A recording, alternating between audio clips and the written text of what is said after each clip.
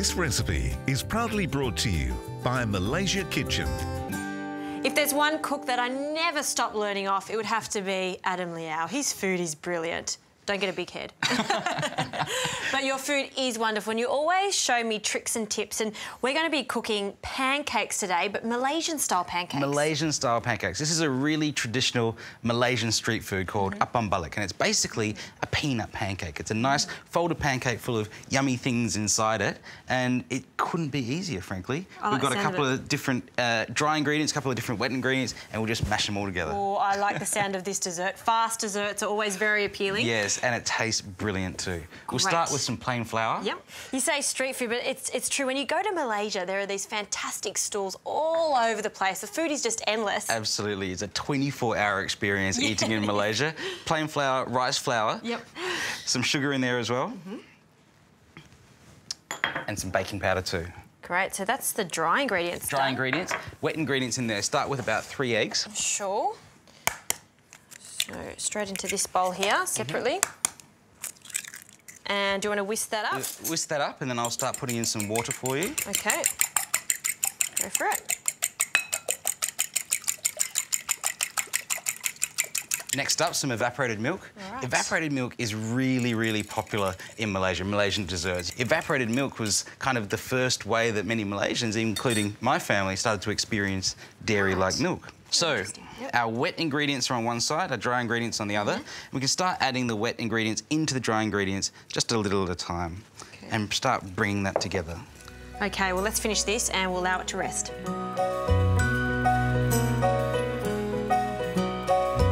All right, there's our gorgeous batter. It's thickened up slightly. While I'm doing this, can you crush up some peanuts? Sure. Because this is what's going to make this the best peanut pancake you've ever had. So these are just toasted, but there's no salt, of course, in there. No, toasted.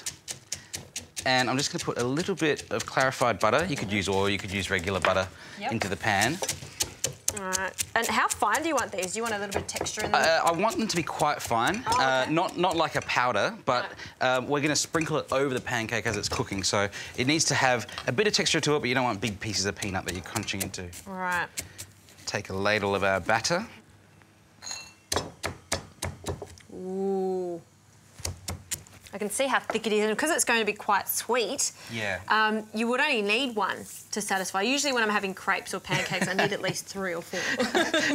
That's just you, isn't it, Justine? You know? Yes, it is. But, yeah, so you want to keep the heat for this quite low because we're not going to flip the pancake because what we really want to see is all these holes sort of coming up at the top there. It shows you how light and fluffy it is. Sure. We need to cut a bit of butter because this is the good part now.